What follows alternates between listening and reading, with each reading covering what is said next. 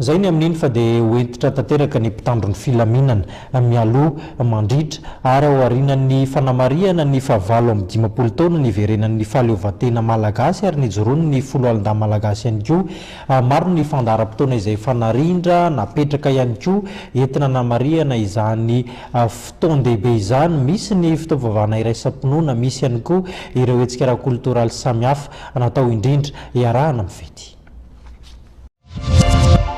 Misokatra ny fomba ofisialy androany ny fankalazana ny fahavalo amby 15 taona ny verenan'ny fahaleovantena malagasy sy ny joron'ny folo alin-dà. Mandra-pahatonga ny fetiny 20 jona dia hetsika maro no tanterahana, anisan'izany ny fiaraha-miombom-bavaka sy oatsehatra, afomanga ary matso lehibe izay andraisan'ny miaramila, zandary sy polisy ary mpamonjy vona manodidina ny 20 sy 3,000 anjara. Fankalazana hoe anehoana hoe fetim-pirenena marina, fetin'ny malagasy ray-tanindrazana. Dia ao koa moa zany ny matso moa zany amin'ilay ivony izay vanim-potoana fankalazana izay amin'ny fotoanan'ny andron'ny 20 jona 2024.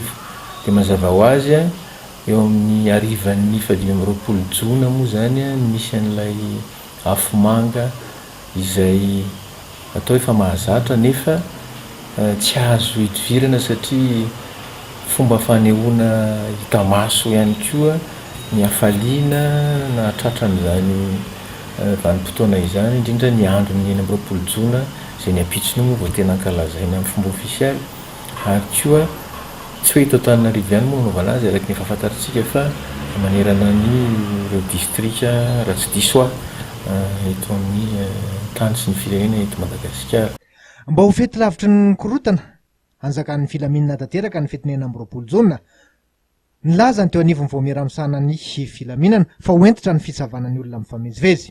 Eto ampatsahivina ihany mba ho mainty tsirairay amin'ny fiangonana ny zavatra aminy io satria misy ihany koa ireo mpanararoka miresaka sity mahery ary tsy eo anatin'ny andro ny fankalazana ny fety ihany fa ny zavatra rehetra na ny zava-pisotro na ny zavatra foana mahadomena rehetra dia efa voararangalana dia tsy azo atao ihany koa zany na ny fivarotana manodidina ireny toerana ireny fa indrindra ny fisotroana ny fifohana azy ireo zany, indrindra ny fifohana zavatra mahadometa dia miantra avy hatrany ny fanamorana sy ny fanaterana azy ireny amin'ny fitsarana.